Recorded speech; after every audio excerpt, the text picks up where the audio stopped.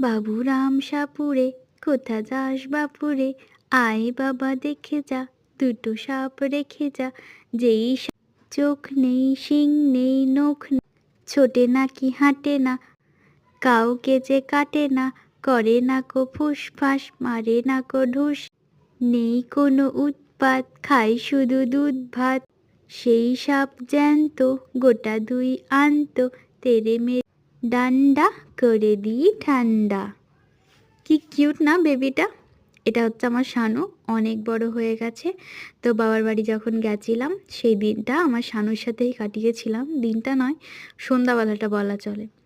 তো দেখতে দেখতে বাবুটা অনেকটাই বড় হচ্ছে, আর ভেবেছিলাম চোখের সামনে ওর বড় হওয়াটাকে দেখব, কিন্তু ও যেই সময়টাই হয় মাসখানেক হয়তো ছিলাম, তারপরেই তো বিয়ে হয়ে গেল।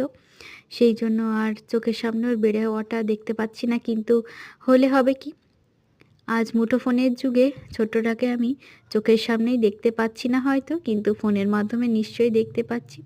তো এখন তো ট্রেডিং চলছেই, 1 মান্থ 2 মান্থ 3 মান্থ করে করে আজ ও 7 মাসে পা দিয়েছে।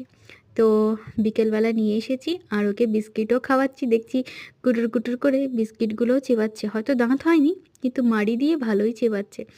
তো এখন দেখছি আমি নেই তো কি হয়েছে, আমার ভাই কিন্তু ওকে ভালোই সামলাতে পারে, আর ভাইয়ের কাছে ও ভালোই থাকে। শুধু ও বলে নয়, ওর দাদাও কিন্তু আমার ভাইয়ের কাছেই অনেকটাই বড় হয়ে গেছে। আর ওর দাদা মানে আমাদের সাতু দিনে দিনে আরও যেন বেশি স্মার্ট হয়ে যাচ্ছে। তো ওকে আর আজকে ক্যামেরায় আনিনি, আর ও যেহেতু বড় হয়ে যাচ্ছে তো ওর স্কুল টিউশন এইসবেই ব্যস্ত থাকার জন্য খুব একটা আসতে বেচারা সময় পায় না, আর আমার সাথে কি সময় কাটাবে। তাই জন্য আমার ছোটোটাকেই নিয়ে এলাম ওর সাথে খেলবো বলে। যাই হোক, ভিডিওটি ভালো লেগে থাকলে একটা লাইক করে দেবেন। আজকের মতো এখানেই টাটা।